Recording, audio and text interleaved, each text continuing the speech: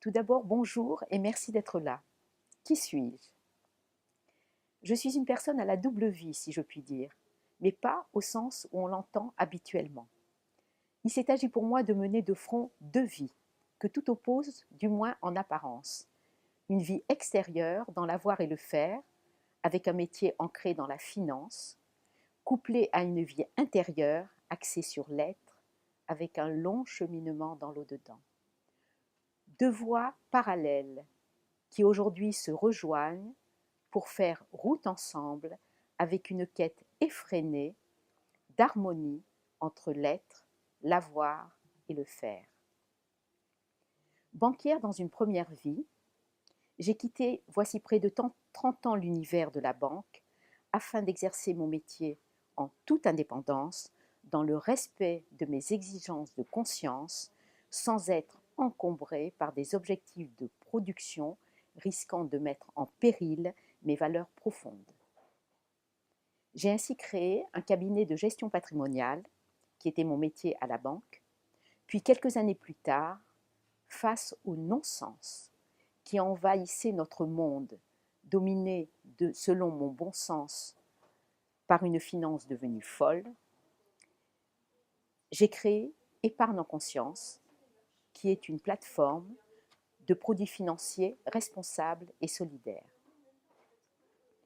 Dans le même temps, à la faveur d'un fort séisme intérieur, je peux parler en effet de faveur aujourd'hui, je me suis trouvée en immersion dans les profondeurs de mon être afin d'accomplir ce que je pressentais comme essentiel à mon existence, mon chemin de vie et de vérité.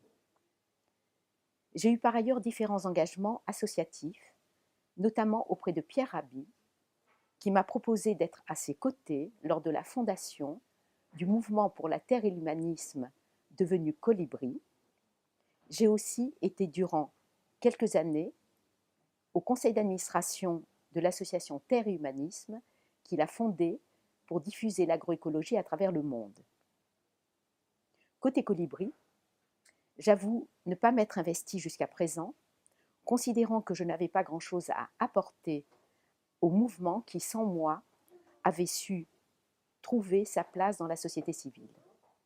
Je refais surface aujourd'hui dans le même esprit que celui qui m'incite à m'exprimer sur cette chaîne. Pouvez-vous nous dire pourquoi vous avez décidé de vous exprimer sur ces vidéos, tout simplement? Jusqu'à présent, je me suis montrée essentiellement sous ma casquette de financière, donc dans le faire, avec néanmoins dans ma pratique une bonne dose d'être, si je puis dire, de par mon orientation mettant à l'honneur la finance responsable et solidaire. Côté être, je suis restée davantage dans l'ombre, en m'adonnant toutefois dans les coulisses à l'écriture, afin de témoigner de mon expérience de vie à travers un ouvrage ouvrant sur la faille de l'être, ETRE, je précise, à ne pas confondre avec la fac de nos chers étudiants en lettres. Et puis plus récemment, devant l'avalanche de prévisions apocalyptiques quant au futur de la vie sur Terre, j'ai décidé de sortir de l'ombre. Effondrement, collapse, fin du monde. Les annonces de mauvais augure foisonnent, en ces temps qui courent on ne sait où, à leur fin pour certains. Un véritable poison pour l'être, ainsi coupé dans son élan de vie, et nié dans sa nature, qui a besoin d'espérer pour vivre et entreprendre.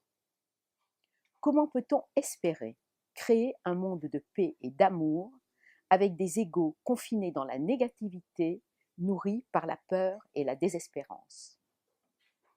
C'est ainsi que j'ai décidé de prendre la parole, ne serait-ce que pour apporter une bouffée d'oxygène à l'asphyxie ambiante, en faisant entendre un autre son de cloche, le mien.